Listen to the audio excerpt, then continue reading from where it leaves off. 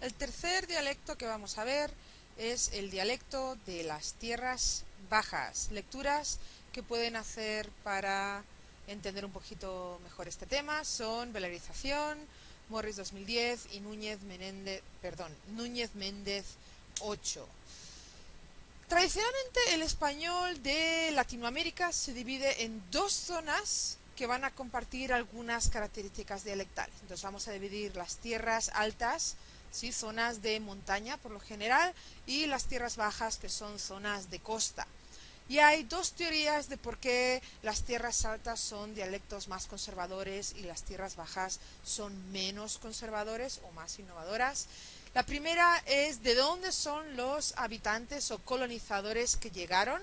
Entonces las tierras altas, esos habitantes llegaron de las zonas castellanas que tenían dialectos conservadores, y en las tierras bajas los habitantes que llegaron del sur de España, que ya era un dialecto menos conservador.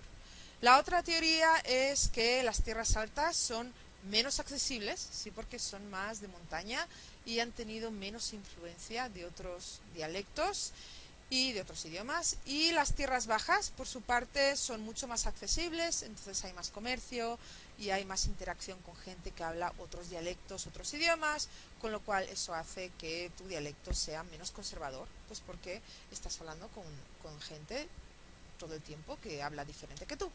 Aquí tenemos un mapa, entonces vamos a empezar por las tierras altas, que es el dialecto de clase. Se fijan, la mayor parte de México y luego toda esta zona andina, ¿sí? Perú, el sur de Colombia, etcétera. Entonces estos son dialectos conservadores, es el dialecto de clase.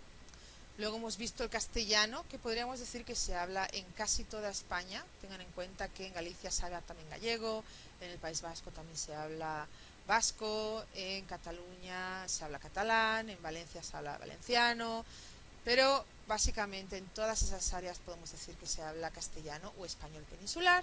Y lo que vamos a ver ahora precisamente es toda este área del Caribe, ¿sí? Zonas de costa, y después todo el cono sur, y también la zona sur de España, Andalucía y las Islas Canarias, que están cerca de África pero que pertenecen a España. Todo eso va a ser las tierras bajas.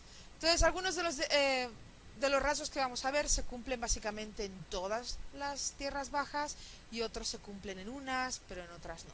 Entonces presten atención a estos rasgos. Los rasgos generales que van a encontrar en casi todas las tierras bajas van a ser aspiración o elisión de S a final de sílaba, velarización y elisión de N a final de sílaba, diferentes realizaciones de ja, neutralización de la R y la L a final de sílaba, y pérdida de D intervocálica. Cada uno de esos rasgos los vamos a ver uno por uno más tarde, ¿sí? Entonces estos son rasgos generales que ocurren en un área muy grande de las tierras bajas. Ahora, rasgos que ocurren en dialectos específicos, ¿sí? A lo mejor el número 6 ocurre en un dialecto y el 10 no ocurre, pero el 10 ocurre en otro. Entonces hay una gran mezcla de rasgos en áreas más pequeñas. El primero sería diferentes realizaciones de R múltiple, asimilación de tra y dra, reglamiento, ceseo, aspiración de H inicial, desafricación de che y elisión de líquidas a final de sílaba. Otra vez les recuerdo que en los siguientes videos vamos a verlos uno por uno. Y antes de empezar con los rasgos, quiero hablar de estigma.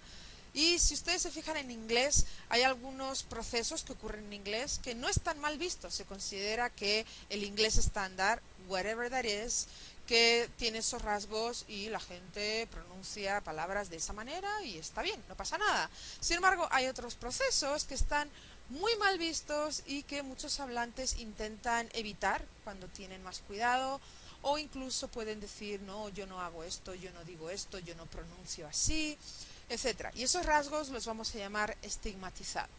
En inglés pueden pensar, por ejemplo, el Black English o el inglés que se habla en el sur de Estados Unidos, como que tiene rasgos que se ven feos. Ok, se ven feos según quién, ¿verdad? Todo eso es relativo. Pero esos rasgos los vamos a considerar estigmatizados. Y luego hay otros rasgos, si ustedes piensan en lo que es el inglés estándar, que todavía no sé lo que es, los procesos que tenemos se consideran como no estigmatizados, es normal.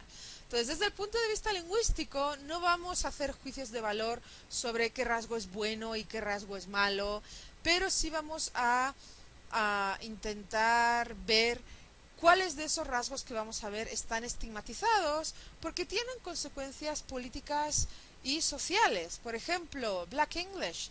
Hubo un movimiento para que se pudiera usar Black English en las escuelas y como se consideraban rasgos estigmatizados, en realidad se consideraba como un dialecto estigmatizado, se dijo que no se podía hablar en Black English en las escuelas porque está mal, porque es un dialecto que no es un dialecto estándar, whatever, ¿sí? Política lingüística, hemos visto la diferencia entre dialecto, idioma, etcétera.